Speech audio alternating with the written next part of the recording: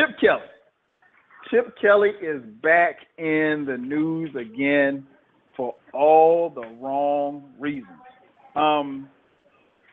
As you all know, Brandon Boykins, slot cornerback formerly with the Philadelphia Eagles, was traded the other day to the Pittsburgh Steelers.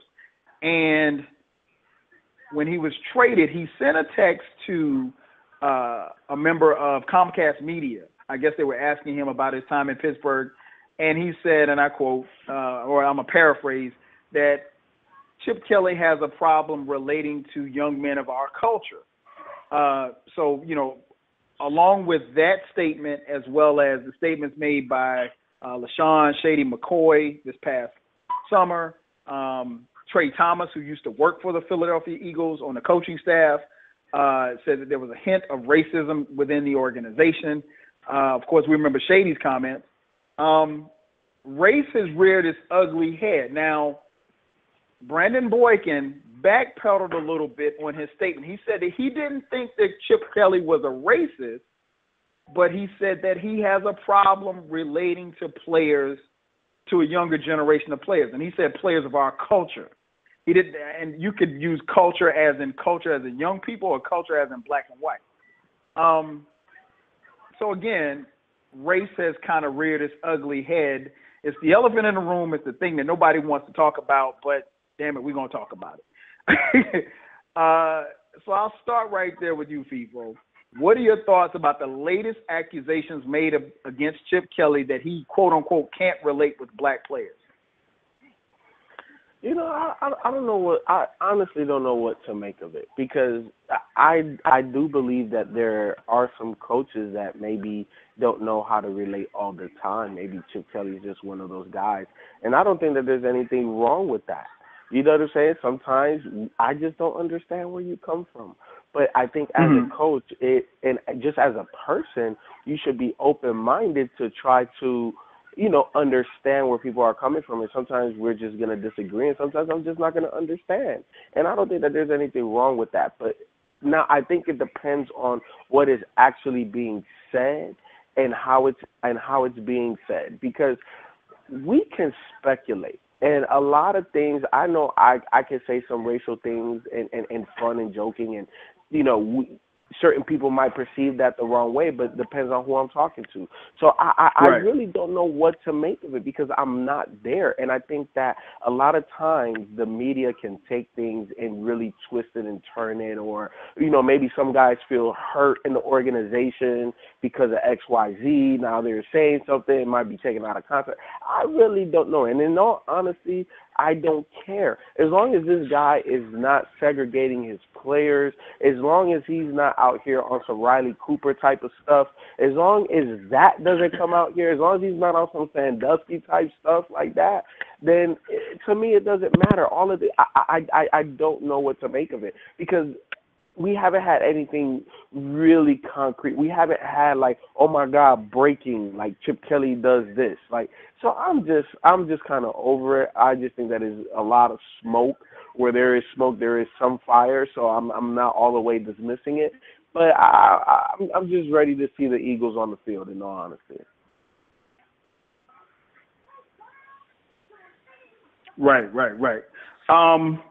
But you made some great points. What about you, B? What's your take on it? Do you think that there's an issue here with Chip Kelly and black players? Oh man, I think people are just kind of reaching at this point. Ever since, what was that? When Stephen A. was saying, like, some of the black players felt, alienated from Chip Kelly. It's just like, and I think ever since Stephen A. made that comment, I forgot who he said that made that comment, but he letting all the brothers go, but he bringing in the good guys, but he's still bringing in black players as well. And he's talking about, he kept Riley Cooper, that's one of his guys. I think ever since then, since Stephen A. brought that up, I think the media has just been reaching. I think it's all is just an awkward white dude that's just awkward around his play. He's probably just an awkward coach, an awkward type of dude like that. And like people say, he's just a guy that just can't relate to whatever your lifestyle or what you do. I mean, I don't think it like people said, man. Unless we get something super concrete, I really think the media is just really reaching for gold, and they just trying to find something. at this point, I'm sick of this conversation. I'm sick of the Brady, Deflategate conversation. I'm ready for a new NFL season. I'm ready to see this NFL season. I'm ready for fantasy football. I'm just ready for this new stuff. I'm sick of dwelling on like the past, and I just really think the media is reaching with this Chip Kelly stuff as of right now. I don't really care too much for it. Just like people again, I don't know what to really make of it because it's like I just want some new football. I want some football. I want a new NFL season. Mm-hmm. You know what, man? I think, and I just tweeted, I think there's some validity to it because it's coming from players. But you have to kind of take it with a grain of salt to some degree because these are players that are no longer with the organization. Now, that being said, I don't expect any current Eagles to bash Chip Kelly because they want their jobs. So, you know, like I heard Mark Sanchez make a comment about, you know, well, you know, we got a Mexican quarterback and this guy's Colombian and we got black guys, we got white guys. You know, it's no big deal, yada, yada, yada. But, I mean, it's not something that is necessarily being reflected to him or for him or at him. So he may not view it as such. I'll give you an example. Like Brandon Boykin also made a comment that I think a lot of people are missing. He said that, like, you could see Chip Kelly in the hallway, and he may not say anything to you. Now, keep in mind, a professional NFL player, they're at the facility all day long. So if I'm working with you and you're my coach, if I see you in the hall, I'm going to say, what's up, coach, or, you know, that type of thing, or we're going to have some type of rapport. We may crack a joke or something. I'm not saying that Shady McCoy or Brandon Boykin or anybody for that matter needs to be buddy-buddy and they need to go have drinks with Chip Kelly. I think part of the issue that's going on here is that Chip Kelly, I think that there's some validity to the point. And I don't know if it may not even have anything to do with race. I think what it is that he has a problem with these young men because he's used to being able to boss 18 and 19-year-olds around and say, hey, if you don't get in line, I'll take your scholarship. Well, guess what? This is the NFL. And players get coaches fired in the NFL. So if Chip Kelly doesn't win, he's going to get fired, period, point blank. And I think, you know, is there some racial overtones? I will not say that Chip Kelly is a racist because I don't know Chip Kelly personally. I will say this much. I think that in a league where you have predominantly black players, if you're a white coach, a black coach, if you're an old coach, a young coach, you need to be able to relate to your players. If you can't relate to your players and have your players buy in to what it is that you're doing, I think that that's a problem. I don't know that – I mean, we look across the board, and I know you can't really compare football and basketball, but I think Greg Popovich probably relates to his players. I think Steve Kerr probably relates to his players. I think and I don't know that Phil Jackson could connect with Michael. I don't know if he necessarily connected with Dennis Rodman, but I think at the end of the day, you got to have a coach. I think it's interesting that in all the years that we watched football, we've never seen players get cut and have something negative to say on a racial tone about another coach, about the coaches they're leaving. And I think that that's problematic for Chip Kelly. And I think he has to figure out what it is that he needs to change within himself because obviously there's some type of culture there that the players feel this way. And if they don't feel that they can connect with you, you know, the minute that they're out the door, they may say something about it. So it's not a good look for him. It's not a good look for Philly. And what's going to happen is that with Philadelphia's fan base, and I'm sure Q will be on here shortly to talk about it, with Philadelphia's fan base, it's going to grow old really quick, especially if you can't win. You know, winning kind of masks some of that stuff, but when you don't win and Dallas is bashing your head in and you're not winning the division and not making the playoffs, it's going to be an issue. Ken, what's your take on it, man? Well, to be honest, sometimes I'm uncomfortable around some people, my own people. so I can relate to Chip Kelly. You know, it is what it is, man. But I also know, love, and respect my people. I understand the culture that my people are a part of. Growing up, you know, sometimes I may not be directly, you know, a part of a situation, but I know somebody that is, so I'm an extension of that. But Chip Kelly isn't a part of that, nor does he care to be a part of that. And because of that, why would he want to keep people around that he feels uncomfortable around? This is a really, really, really difficult topic to discuss. It is. Because he can't avoid black players because he needs them, to play in the NFL because they're there. You need players that can play. But we're talking about 3 to 4 players who have said the same thing since their departure. And we're not talking about whack players. Yeah. Right. And there was something you said, Kyle, that made a lot of sense in the fact that you said that when you're there and you're a part of the organization, you're not really going to say much. But as soon as you let loose, you're gonna say how you feel. And I'm sure that all of us as working individuals have been part of organizations where you just want to say whatever you feel or how you feel personally, but you know that you need a job and you have a family to take care of and you have bills and you have responsibilities. You're going to keep your mouth shut.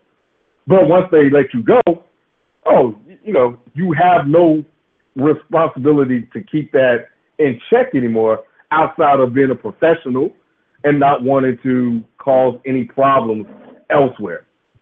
I think this situation is similar to that. I think that these guys, as long as they are a part of the organization, they're quiet because they want to go out there, they want to play, they want to win a job, and then all of a sudden you look up and then you're gone. And every single thing that you're encountering, that you're going through while you were there, that you're just kind of making notes of, and then all of a sudden you're the guy gone, especially you got like LeSean McCoy and DeSean Jackson, who they say had gang ties. Right. Okay, I forgot about that, Ken. Yeah. I forgot about that. that. This isn't right. I don't know. I don't think he's not a racist. I'll say that. I haven't seen evidence of it. I don't think this is evidence of it. I think it's the fact that there are certain players that he just don't want on his team. There are certain players that are just and look, they just may be too black for him. They just may be too black, and he can't tolerate that. But what keeps coming up over and over again is the situation that went down with Riley Cooper, and how he was kept on the team, and how they're letting these guys go, and I felt a little bit uncomfortable with that whole situation because there were black players that supported Riley Cooper, and now, and I'm not exactly sure if any of these guys, were them, but they continue to play with them, and then that they're gone. So I can see how they could look at that and throw in every single other thing that they're going through on top of that, stir the pot a little bit, and then they got a problem. Because if I'm LeSean McCoy, I'm looking around like, why'd you let me go? If I'm DeSean Jackson, or now Boykins, I look up and I'm playing for another team. So what he said was that he just has a problem relating to grown men, certain grown men. And I'll be honest, like I said in my opening statement, sometimes I do too. But I'm not in the position where I can move those pieces, as easy as Chip Kelly. And to what B was saying earlier is that you got to win. And what everybody is kind of saying that you got to go on the field and you got to win. And what I'm here to say is that if stuff like this continues to happen and people continue to talk about it, at some point, man, you guys know how we are, man. We will stick together. And at some point, there will be a mutiny if we start to see that our fellow brothers are being mistreated. There's a lot of stuff going on in the world that's affecting men, people of color. And if they start to see this happening, they could rebel. Some could rebel. And if you don't feel like you can trust your coach, and one day you're here, the next day you're gone, and that's football in general. But if you feel like that's amplified because you got Chip Kelly here, and because he can't relate to you, you may not go on the field and perform the way you would have with a more personable coach. I think I would have a problem if I'm walking by my coach and he don't say anything to me in the hallway. And then you expect me to go on the field, You want me to go catch a football. You want me to run, but you're not going to say anything to him in the hallway. Oh, so what am I to you now? Right. Oh, you want me to go run on the field? You want me to go on the field, master? But when you see me, you can't even say hello. And come on, man. There's something just look there. Yeah, exactly. We can even just look at some of the most recent quote unquote great coaches. I mean, from Mike Holmgren to Pete Carroll to Bill Belichick to even like a guy like Bill Parcells to Jimmy Johnson. I'm not saying that. I mean, Jimmy Johnson. I don't think Jimmy Johnson was the type that probably hung out with Michael Irvin. He didn't hang out with Michael Irvin, but he recruited Michael Irvin as a 17-year-old kid, so he knew about his background, and he made himself probably more available and accessible to Michael Irvin. I'm pretty sure Michael Irvin felt like he could call Jimmy Johnson at any given day and time. And I think the difference is between that, and it kind of speaks towards the mentality of the player. I think those players would run through a brick wall for Bill Parcells. Bill Parcells' players, Bill Belichick's players, Jimmy Johnson's players, so forth and so on, would run through a brick wall for their coach. I don't see nobody run through a brick wall for Chip Kelly. And I understand that the Chip Kelly experience, if you will, is only this is what his third or fourth year, so he's still got time per se. But like I said, whatever the gap, and I agree with you 100%, Ken. I have problems relating to some people. More importantly, I have problems relating to some young black men at times. That doesn't mean that Chip Kelly's a bad guy. I think at the end of the day, Chip Kelly has to figure out how to close the gap that is between he and his players. You can't say, okay, I'm going to take Riley Cooper back in. I mean, Riley Cooper went away for like 4 days and came back. He went to some type of sensitivity training and came back. One of the biggest supporters of Riley Cooper was Michael Vick. And Michael Vick felt like he got burned because he stuck his neck out for Riley Cooper publicly, and Riley Cooper did not reciprocate or didn't seem as appreciative as he should. And I think, when you still have a guy like Riley Cooper on the team, and I'm not saying they should have cut him, but, I mean, maybe players feel some kind of way about that kind of stuff. I don't know. I tell you this much, like I said, the Philly faithful and their fan base, they're not going to be happy if this doesn't turn into wins, because that's the thing that can kind of mask this stuff. But if Chip Kelly wants to succeed in the NFL, he's got to close that gap. He just has to, because if you can't relate to your players, you won't last in the NFL. And you know what? Everybody's sitting out here talking about he brought in DeMarco Murray, Ryan Matthews. He's bringing in other black players, and he traded white players too. Shut up, because the thing is, you still need players. Him bringing in black players and him doing certain things with black players don't have anything really to do with this. It's like saying that some of my best friends are black. That's how I equate those type of statements. And real talk, because think about this. Players are traded in the NFL. Players are released. Players are let go. But how often do we hear accusations like this from not just one, two, but multiple people? We're up to 4 now.